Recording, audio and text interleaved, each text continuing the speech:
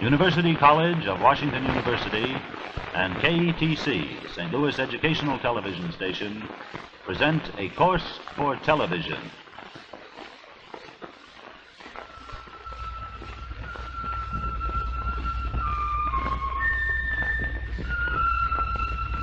The Religions of Man,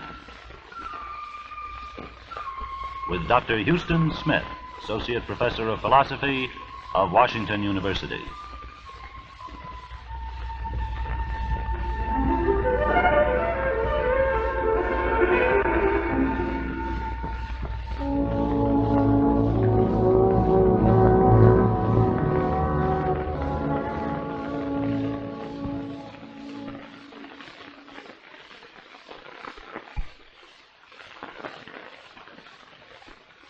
Buddhism begins with a man.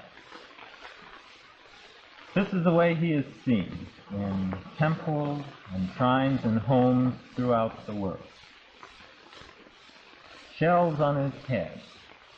In the middle of his forehead, the third eye, indicating the capacity for spiritual discernment, the capacity to see beyond things temporal, right through into the heart of reality.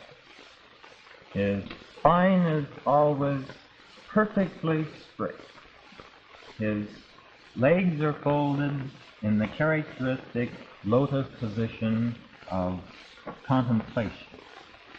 Composed, absolutely serene, is reached out in benediction to a suffering world. This is not an art object to the people who look upon it. This is a symbol of reality and the highest that man has been able to reach to this reality. Arnold Toynbee, our great historian, has said that Gautama Buddha was one of the 6 men who has made more difference in history than any others who have ever lived. Well, the world has known lots of great men. It's had its Napoleon, its Caesars, its Pompey. But somehow these spiritual geniuses work on a different level. They speak to a different kind of audience. They're not backed up by any kind of temporal power. Usually they have no position as far as rank or status is concerned. And yet, in some uncanny way, their words strike home. They speak to the hearts of men and women, where frequently their doctrines seem to go underground, remaining subterranean for sometimes generations, until suddenly the words begin to bear fruit, and we find that the world in strange ways has been transformed. How do you measure the quality, the stature of a life like this? Well, one of the ways, of course, would be to count noses, to number the adherents who profess to follow him and say that there are millions, hundreds of millions in the world today. Another way would be to look at the impact on human history. And yet, somehow these are rather deceptive. Stalin has a lot of millions of followers in a way, following his doctrines, Lenin and Marx, and yet they never were regarded in their lifetime in the way someone like Buddha was regarded. I think one of the most authentic ways, therefore, is to go back to the contemporaries of these men, the men who were actually in their presence, and see how they looked upon them, how they regarded them. And when we come to Buddha, looking at him not through our eyes of 2,500 years later, the eyes of the historians, but the eyes of the contemporaries, we come across a very strange thing indeed. Because we find that the people who associated with this man were genuinely puzzled. They didn't ask the question who he was. They asked a question that sounds very much alike, but really is very different indeed. They asked not who are you, but what are you? Now that takes the whole question into a very different range. Who are you? This would mean questions of your background, of your vocation, where you were born, this kind of thing. But when you ask, what are you? then you're asking into categories of being, really. Animal, vegetable, mineral, human, divine. That was the order on which the question occurred to them. And so the people came to Buddha, and they said, what are you? Are you a god? That was their first impact, their first impulse. And Buddha said, no. Well then, are you an angel? No. Are you a saint? No. Then what are you? And Buddha answered, I am awake. What an odd answer, really. Awake. I think what he meant was that most people live this life in a kind of daze and doze, somnolence. What is the difference between our waking experience and our dream experience? We can dream about almost everything that we experience in our waking life. The difference comes down to a difference in intensity, in concreteness, in clarity, in order. And Buddha felt that he had attained an insight in life which had those qualities of clarity and sureness and firmness which were as far beyond the ordinary wakeful condition as our wakeful condition is beyond our dream condition. And so when he asked for this fundamental characteristic of his being, this is the word he chose. I am awake. And that is what Buddha means, because Buddha isn't a proper name at all. It's a word like Christ or Messiah. It's a title, and the literal meaning is the man who woke up. Now, let's go back to this life and see what it involves. See if we can get into an understanding, really, of what made for the impact which he has had on human history. His birth is encased in loving legend. We're told in the literature that the worlds were flooded with light and glory when Buddha came into the world, that the blind received their sight out of this longing to see the glory of their Lord, that the crimes of the beasts even were hushed, and the fires of hell were quenched. Only one was not happy, and this was Maru, the evil one, who alone did not rejoice. He was born the son of a king of one of the many, many kingdoms. India wasn't divided at this time, and actually he lived his family lived in the northern part, about 100 miles, 200 miles north of Benares. His father being a king, he grew up in a life of luxury, really. Probably not too different from the life in a Scottish castle in the Middle Ages. He tells us in later times that he had garments, that he used ointments only which were made in Benares, the finest of all. He says that he had servants to fan him night and day, who would hold umbrellas over him to shield the sun and the light. And he tells us, I had elephants and I had silver ornaments for my elephants, which in our parlance would be like saying I had Cadillacs and I had lots of chrome on my Cadillac. A life of ease, a life of luxury. He married a lovely wife at the age of 18 or 19. The marriages were young in those days.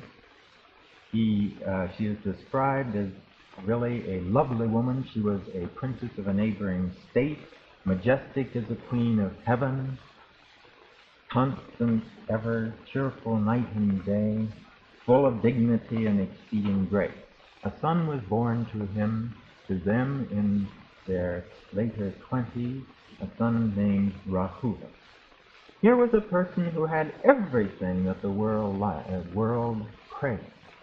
He had birth, he had a magnificent physique, a wonderful health, intelligence, wealth, and destined for power. And yet, somehow during his life, he became increasingly unhappy with his state. moody, dark, gloomy. Why? Well, the legends account for it through a story of the 4 passing sights. This is a legend, but like so many legends, it has a kernel of truth. He was told that when he was just born, his father went, as was the custom, to consult a fortune teller. And the fortune teller said to the father, "If your son stays in your home and follows in your steps, you will become the greatest king that India has ever known, the first to unify the country.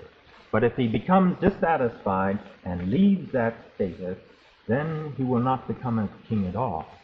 He will become a savior of mankind." Confronted with this option, the father had no question. He wanted his son to become a king. So he did everything to keep him satisfied. According to the legend, all unpleasantness was removed. All sickness, poverty, disease, death, all signs of it were cleared. And even when young Buddha went out riding in the chariot, the highways, byways, were cleared of these unpleasant objects. But one day, the clearers of the way missed their job, and a man who was diseased was lying by the side of the road. Buddha wanted to know what was the matter, and that day he learned the secret of sickness. On another day, the same thing happened. This time he learned the secret of the woe of old age. And a third time it happened, and this time there was a corpse that he saw. That day he learned the secret of death. And on a final time he learned, because he saw a monk in his yellow robe and shaven hair, he learned of the life of renunciation. This is a tale, but it's not merely a fable. It's a story with a point, because these point up what must have been true in Buddha's life, an awareness of suffering as it comes through sickness, old age, and death, and a determination to do everything in his power to help his fellow men who were caught in these mortal coils. Well, he grew increasingly restless in his condition of luxury, and when he reached the age of 29, he finally made the break from his family tie. The story of his departure is told. It's a dramatic scene centering in a banquet feast where the father is trying to cheer him up. Buddha sits throughout the evening, immobile, refusing to utter a word. And finally, the father, the rest of the guests depart, leaving only Buddha at the head of the table and the dancing girls that have been brought in to entertain him. When at 2 o'clock in the morning, the dancing girls, through exhaustion, collapse, Buddha picks his way over their prostrate bodies, goes to bid a silent farewell to his wife and sleeping child, jumps on his favorite white horse, rides out to the forest, and with his attendant with him, he then exchanges clothes with his attendant, plunges into the forest, tells the attendant to go back to the castle with news of what he has done, and plunges into the forest in search of enlightenment. There follow 6 years. 6 years in which he gives his full attention to trying to obtain this enlightenment. First, he consults teachers of Hinduism, learning everything he can from them, only to find that it is inadequate. Then he tries asceticism, all kinds of restraints, self-denial, a mortification, holding his breath until his ears would roar, fasting so intense that they're unbelievable, only to come to the conclusion that this was not the way, but rather that the way in this regard lay in the middle path, halfway between indulgence on the one hand and mortification on the other. The concept of the rationed life, giving the body everything it needs for optimum functioning, just enough food, just enough sleep, but no more. Then, having come to that conclusion and putting aside his asceticism, he comes finally to a long period where, through intense thought, philosophizing, and a combination of mystical exercises, he finally attains to the enlightenment under the famous bo tree in the deer park surrounding Benares. He was then 35. 45 years lie ahead of him.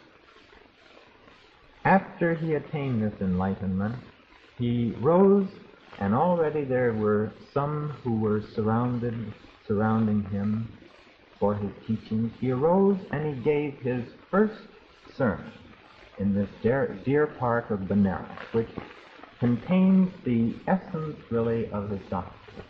And to this we should be turning in just a moment. But before we come to his teachings, actually, it's important to see the relation of Buddhism to Hinduism. Where did Buddha stand in relation to Hinduism? Buddhism, when we come to it, is a very strange kind of religion. Buddha teaches nothing about God, nothing about theology. There are no prayers, no rituals, no authority. He was opposed to the priests. He was opposed to tradition.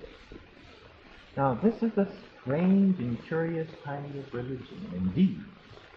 And the only way we can understand his stand on these points is to see where religion had come to in Hinduism. Hinduism had come to the point where many of these things, which are usually associated with religion, had become fetters, had become a burden. Take theology, for example. Well, let me put them all on the board. Theology, ritual, authority,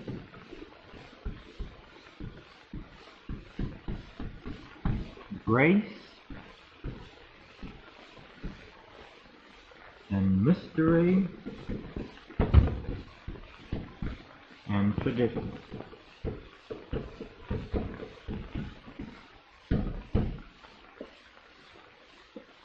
All these things have a place in religion, an important place. In fact, I would say it's impossible ultimately to have a religion without these things.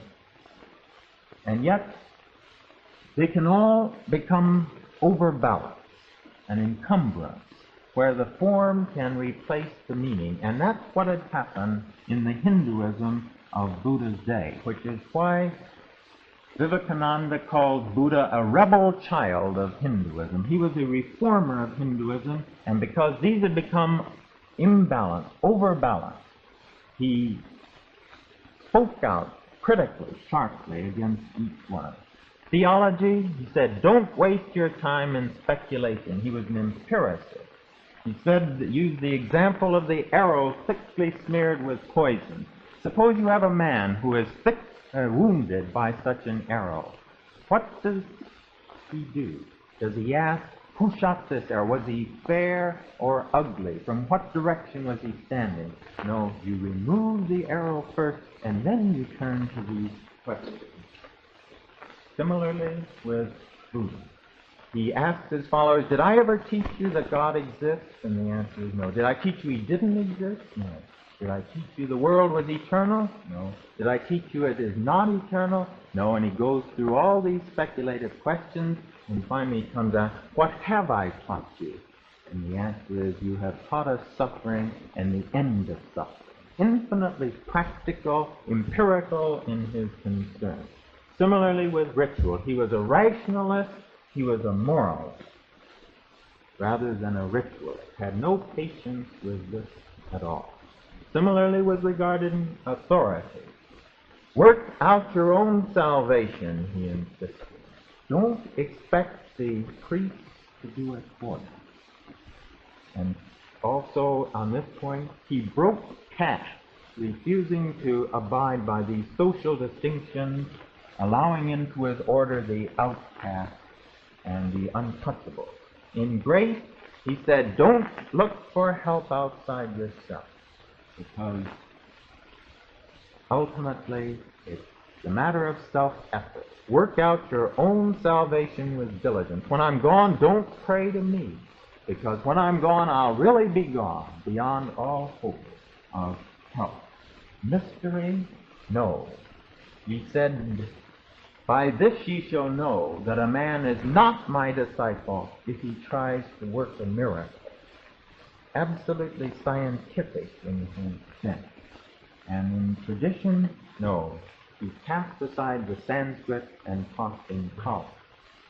Now, with this background, I think we can see the place of Buddhism and understand the way in which he approached the religious problem.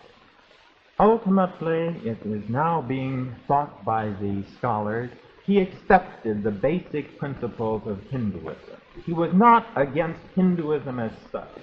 He was against the condition, the corruption which had entered into Hinduism and the misinterpretation. And he wanted to get back to what was urgent, what was important. And that, rather than a real rejection of all these things, was his animus and his approach. Now, to his philosophy, to his ideas themselves. They're contained in the Four Noble Truths and the Eightfold Path. This is, if we must select, this is the heart of the doctrine. And to these now, I want to come briefly in our closing. What would you say if you had to pick out the four most important things, the four truest things you could say about life?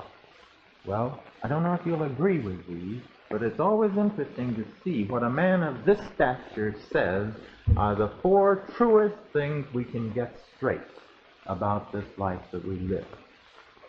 First of all, life is, I'm going to have to use the Pali word here, dukkha. This is often translated suffering, but that's really not quite right. Life is dislocated. Dukkha is the word which is used for an axle which is out of its socket. It's the word which is used when a bone, too, has been flipped out of its joint. We all know the pain. We know how movement is impeded in that situation and how pain accompanies it. Life is out of joint, which impedes its functioning and brings in pain. He didn't stop there. He went to pinpoint the 6 points in life where this dislocation becomes extreme. First of all is the fact of birth. Birth brings a dislocation, and we know today how our psychologists, how our psychoanalysts are emphasizing the shock which comes from the ejection from the womb when we are thrown into a cold world. Birth brings a certain dislocation, and after that, if the birth is difficult, an individual can list throughout his life like a ship with a hole in the side. A second danger spot is disease. Well, we know that very well. A third danger point is decrepitude. Now, not old age, Buddha says, but decrepitude. It's the approach to old age. In the early days of the airplane, it was very easy to get the plane up off the ground, relatively easy. Coming in was the difficulty. Youth, with its vigorous vitality, can take off well, but what about the coming in life? Decrepitude, the third danger spot, and finally death, with the phobia, which the fear of death, which can characterize so much life. Wasn't it Jung who said he never had a patient over 40 whose basic problem didn't center in the fear of approaching death? Here then are some of the points where life gets out of joint. Now, having noted the symptoms, the second noble truth goes on to the cause. The cause of suffering is tanha. I'm sorry, but we have to get these basic terms straight, and they've been mistranslated in the past. This is usually translated desire, but that won't really do. A life completely apart from desire would be death, and to die isn't to solve the problem of living at all. This is not desire. This is wrong desire. Or, to put it more sharply, it's the desire for private fulfillment. The trouble is that we want satisfaction for ourselves. We want to increase the distance between ourselves and our fellow beings. And it's this distance. We want to have a higher salary or be more famous. And this pull towards separation from life, that, Buddha says, is what brings all the trouble. Well, it's worth thinking that the highest state of joy that we have a word for, what do we call it? Ecstasy, isn't it? And that term, what does the term mean? The capacity to stand outside ourselves, ex out of safety stand. It really comes in pretty close to what Buddha is saying here. But now that we've seen the symptoms, now that we've made the diagnosis, what's the prognosis? Is it hopeless? Buddha says no. A cure is possible. And the cure lies in the overcoming of tanha. It is possible. It's not easy, but it is possible to make this basic fundamental reversal in life from pulling apart to letting the circulation flow and joining again into life as a whole. Well, maybe it's possible, but how's it to be done? Is it going to be left? Is Buddha going to leave it up in the air this way with simply an abstract formula? And the answer is no. Buddha was a psychologist, infinitely practical. And so he goes on to point the way to the cure, and then what about the treatment? The way to the cure. And here he presents an eightfold path, a course of graded instruction, so to speak, which, if followed, will lead to the overcoming of tanha, which will bring life back into joint and keep it from the deadly dislocation which brings in the source of all the trouble. Well, next week we're going to be turning to the Eightfold Path, the way in which this basic reversal in life is to be accomplished. We'll be turning from Buddha as theorist, as we've seen him this evening, to Buddha as practitioner. But as we think ahead towards the Eightfold Path, it's well to remember that behind the path itself lies the man who first trod that path. The man who could have been a king but chose instead to be a savior of mankind. Buddha, the man who woke up.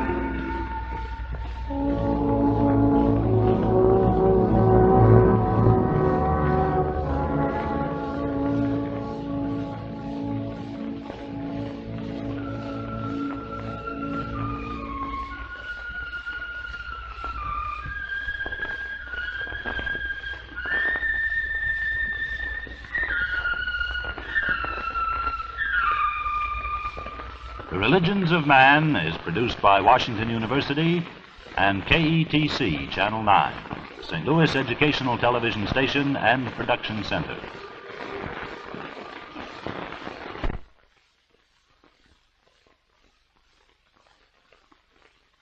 This is National Educational Television.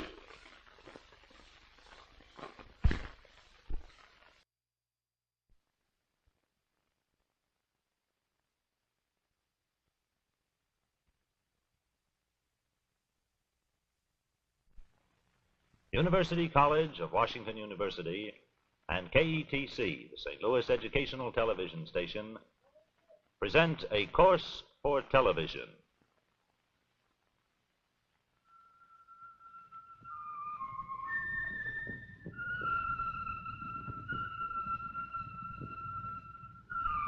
The Religions of Man, with Dr. Houston Smith, Associate Professor of Philosophy at Washington University.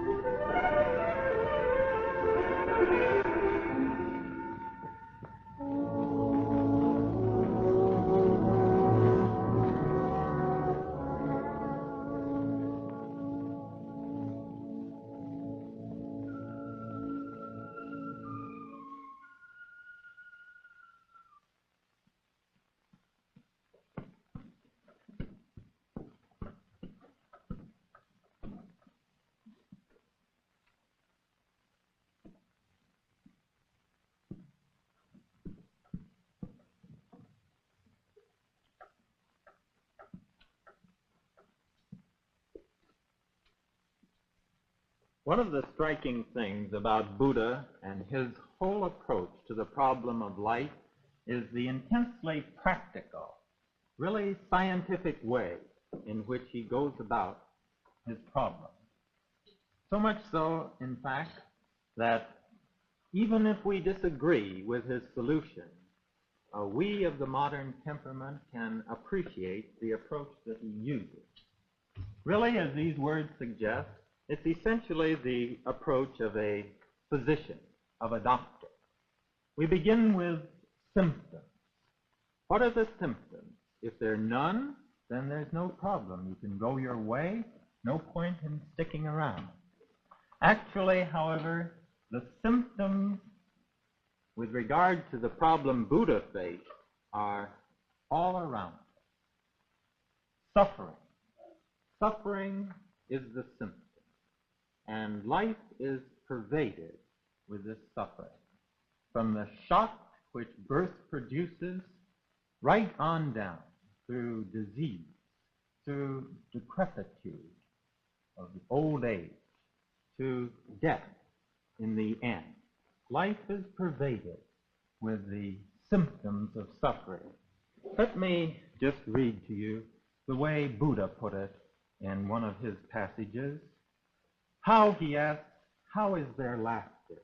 How is there joy, as the world is always burning? Why do ye not seek a light, ye who are surrounded by darkness?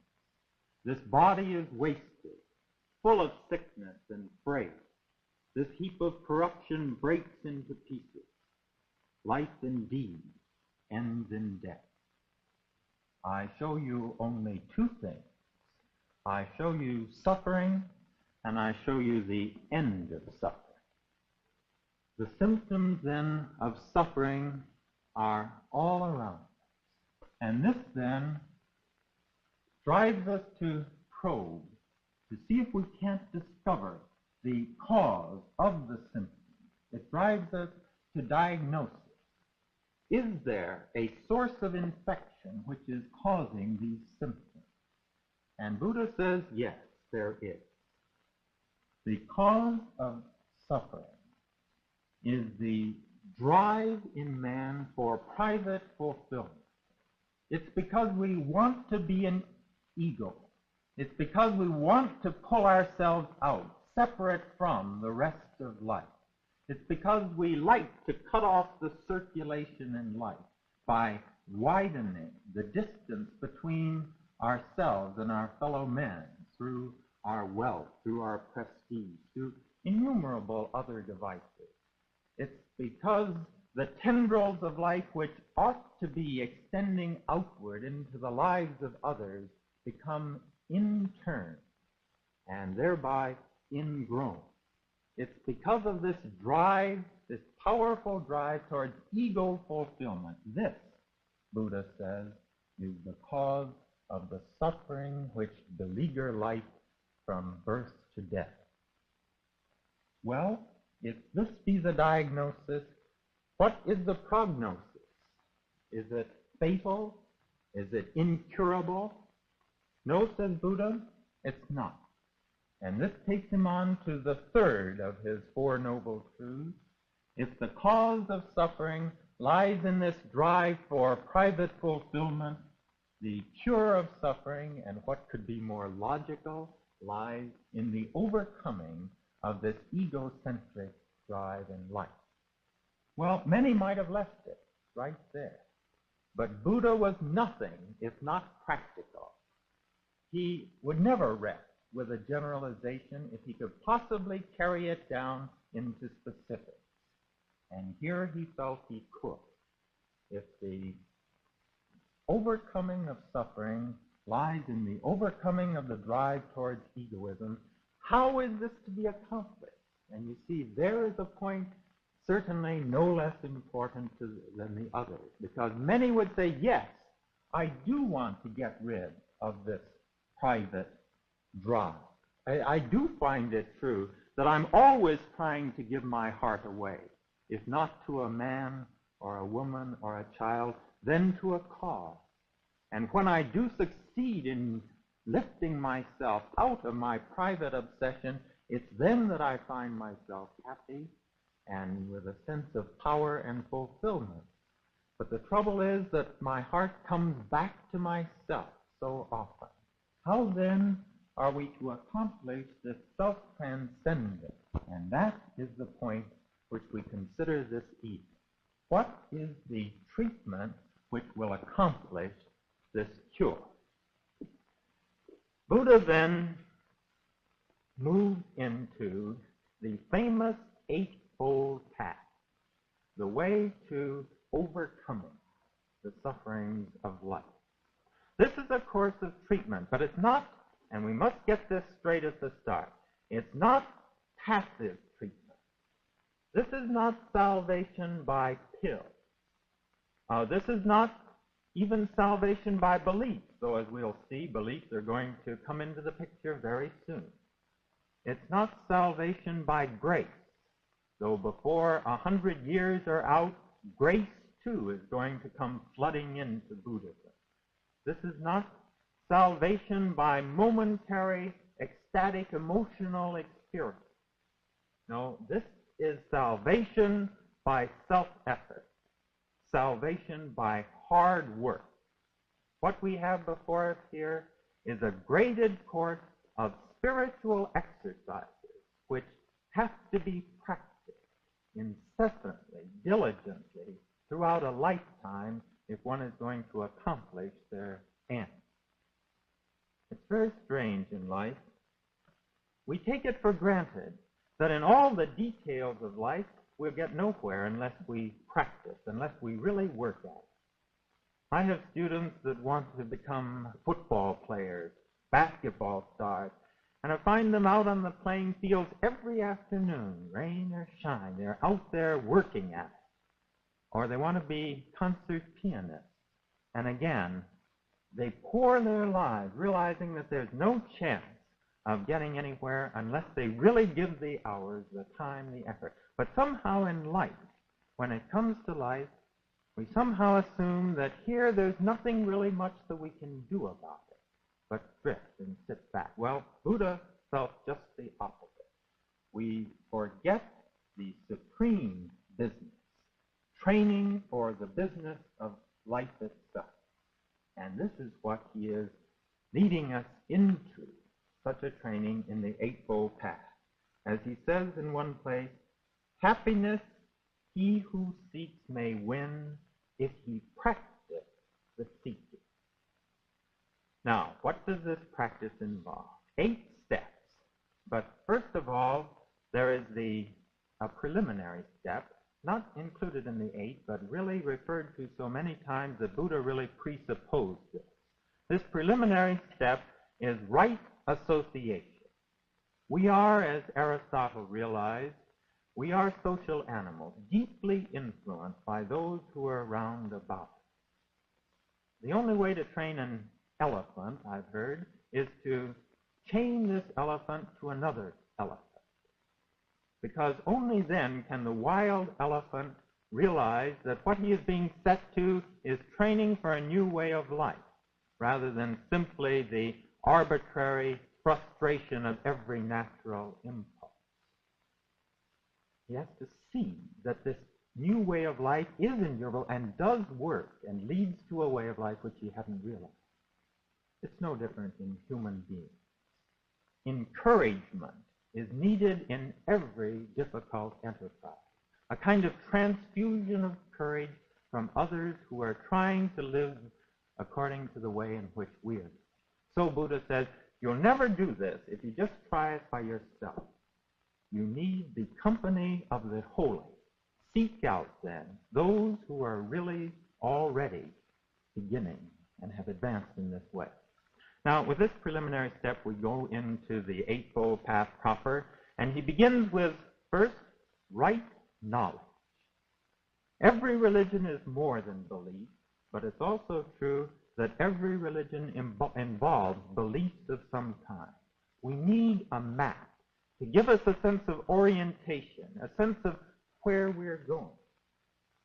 I don't know why my mind is turning to examples of elephants this evening. I guess maybe it's because we're dealing with India. But I also understand that if an elephant is in a place, however dangerous, suppose the barn is burning, the building is burning, and you want to lead him out, he will not budge from his spot until he has tested the track which he is to follow. Only if he finds it firm and that receives his confidence will he then take a step. And if he doesn't have that confidence, he'll stay and he'll roast, he'll burn to death rather than commit his weight to something he is not convinced will support it. Man is the same way. If there ever be any doubt, shadow of a doubt, that this be somehow, this way of life, be foolishness, be hollow, end up in nothing, this will vitiate all effort.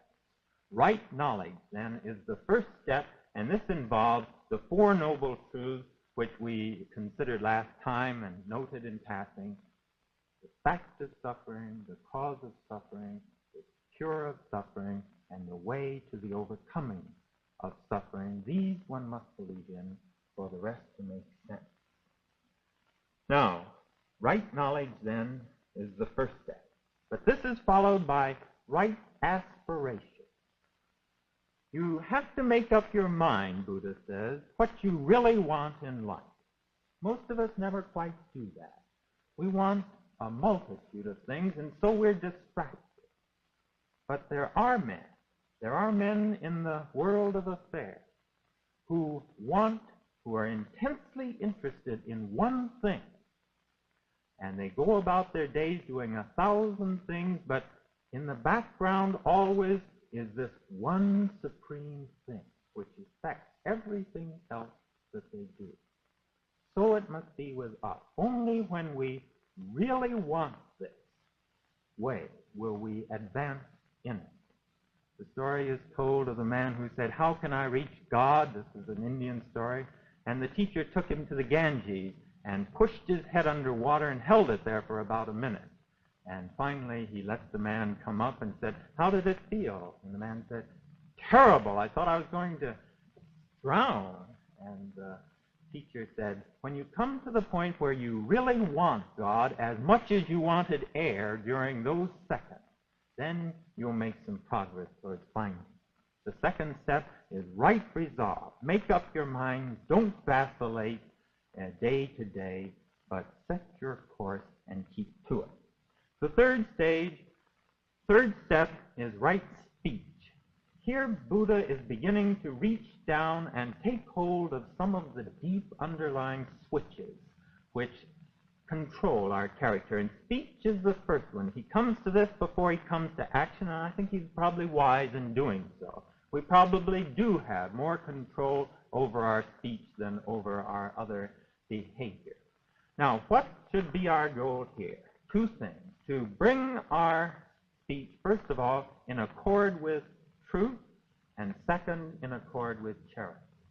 Now, why? Why is this so important? Why was Buddha a stickler for truth? Not for any moralistic reason, not because it's naughty or bad to lie. No, it's because lying deceit introduces artificiality in life. When you lie, what are you doing? Really, you're trying to protect something within you which is false. And that builds up a false life. It gives it new life and swells this false life within you. Truth then gears us in with reality. It makes us more real people. And that fundamentally is why it is important. The second is also important, and that is charity. How much of our language during the day has charity within it? How much, on the contrary, is filled with backbiting, slander? If not obviously running other people down, then subtly running them down by damning with faint praise is one very neat way. There is something in art called the mezzo tint, where you have the relief which you want to stand out, do so by carving away the background. Now, how much of our lives, how much of our language is really a kind of process of whittling down the other people around us so we will stand out by contrast as exalted?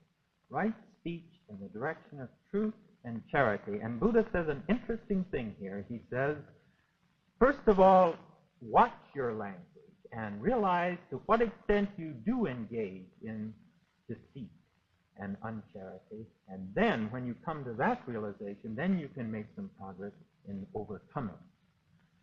Now, the third step was right speech. The fourth step is right behavior. Now we've passed beyond the verbal level down into our actual overt responses. And what does right behavior consist in? Well, the most important, lots of things, we won't have time for them all, but most important here are the 5 precepts. Listen to them. You will recognize them. They're so familiar. They are paralleled almost exactly in our own 10 commandments. Not kill, thou shalt not lie, thou shalt not steal, thou shalt not be unchaste, and a last one which we don't happen to have, but he added, thou shalt not drink intoxicating liquors. This comes because Buddha was very keen on alertness, mindfulness, and anything which would dull this awareness he was opposed to.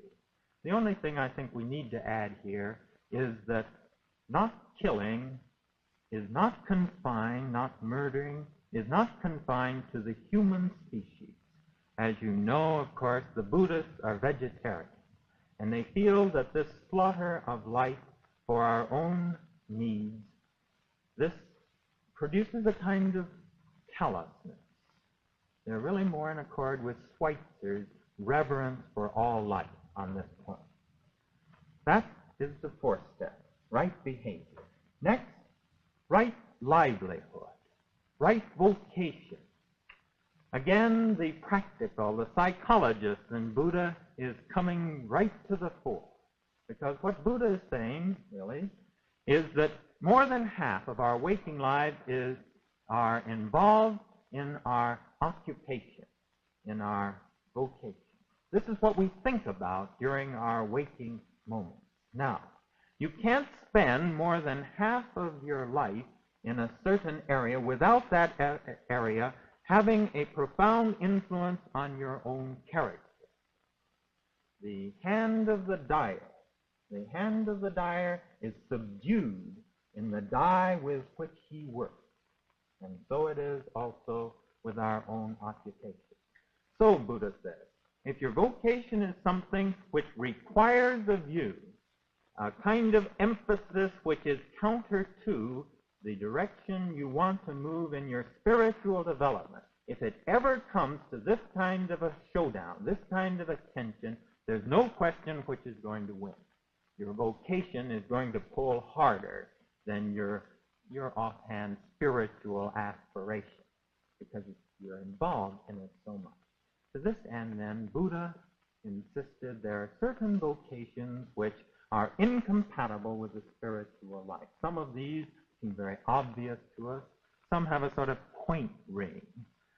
He, for example, included, well, such things as a thief, as an assassin, a poison peddler is one of the forbidden occupations. A brothel manager would be another one. Then there's some that sound, of course, foreign to us, a weapons maker and a butcher. These two were out. But more important than what vocations were out is the principle itself. And of course, one of the intriguing questions is to apply this to our modern life. What would Buddha have said about our vocations? Which one would he have felt might be not too amenable to spiritual development? Right livelihood is the 5th stage. The 6th stage is right effort. This, as we said at the start, is a way of self-effort. And everything in the final analysis comes down to willpower, the slow, dull heave of the will. And so he counsels his people to be vigilant always, and to slack not till they attain the goal. He uses the image of an ox who is treading through the mire. He's tired, he's weary, but he knows that if he ever stops, he will start slipping down and will not be able to get out. So he keeps putting one foot in front of the other. So too Buddha ends with this life. It is a quagmire in its own way. And there's only one way through it, and that is to keep putting one foot in front of the other. Right effort, then, is the 6th step. The 7th step is right mindfulness. Buddha counsels here an intense alertness, a strenuous vigilance.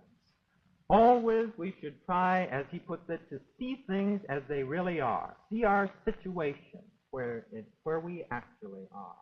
Analyze constantly what's going on in our minds and in our bodies. It's very close, really, to the psychoanalysis in this sense, because one of his statements, here it is, to understand something is to be delivered of it. Isn't this one of the basic principles on which psychoanalysis proceeds today? So, says Buddha, we should constantly be aware of what is in us, what are the situations we face, so that we can come to this understanding which brings relief.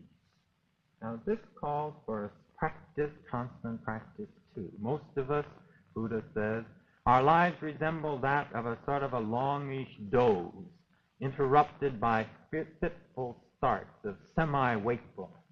But Buddha, we must never forget, Buddha means the man who woke up.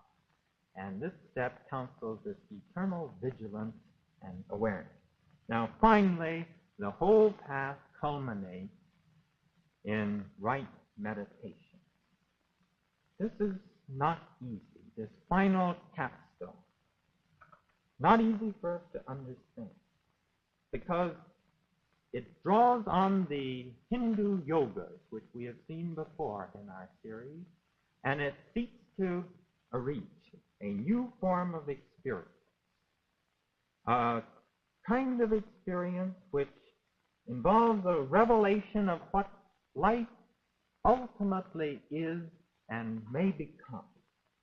It's hard for us to understand this. Only in our mystics do we have a comparable path, a comparable point, really, in the spiritual life. But though this is difficult to understand, we must accept it. We must at least take it seriously. Because if we try to reduce this or water it down or say, well, the rest is very practical, but this begins to get obscure, if we leave this out of the picture, we fail to understand the power of Buddhism over the souls of men. Something happened to Buddha under that bo tree. This we must never forget. And something has happened to every Buddhist who has actually attained enlightenment. Something which, it's true, we can't put it into words. Words fail and are inadequate. And in the end, only those who have experienced something like this can comprehend what Buddha is talking about at this point. But though we have difficulty in actually laying hold of what it is, we can take their words about the kind of side qualities it produces. It produces a surrounding quality of peace, they say, of peace, of deep freedom, of joy, and of insight such that eye hath not seen nor ear heard. Well, it's not intellectual in any ordinary sense. It's a kind of immediate insight. It's a kind of revelation of being. But this is the final state to which the Eightfold Path works its final way. Well, this is Buddha's Eightfold Path. We've covered it very rapidly, inadequately, but enough perhaps, I would hope, to cause you to look deeper into this on your own. The question it leaves us with, of course, the final question is whether this works. And on that point, why, I think there are a couple of things to say. First of all, there is not the shadow of a doubt but that Buddha himself felt that this worked. He was absolutely convinced of that fact. And yet, with all his convictions, he was nevertheless reluctant to ground his message in authority. Not only reluctant, he was as clear as he could possibly be in deliberately refusing to ground his message in authority, even his own authority. We tend to think so often of the Asians in terms of masses, of groups. But here is an Asian who speaks to the individual directly, to each individual man and woman. And what he says to them, well, listen to what he says. Do not ye go by hearsay, nor by what is handed down by others, nor by the authority of your traditional teaching. Do not go by what other people say. Do not go even by what I say. Accept, O disciples, nothing but what you yourself discover to be true. Work out your own salvation with diligence.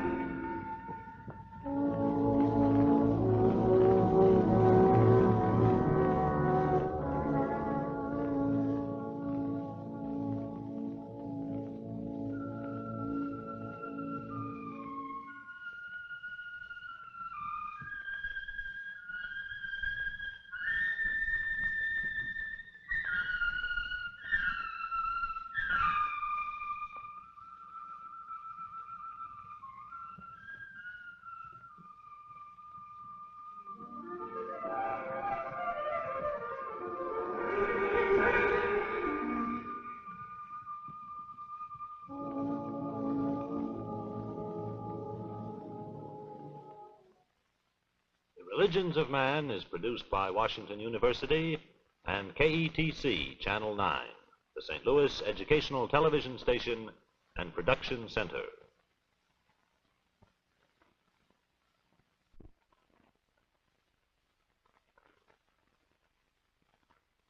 This is National Educational Television.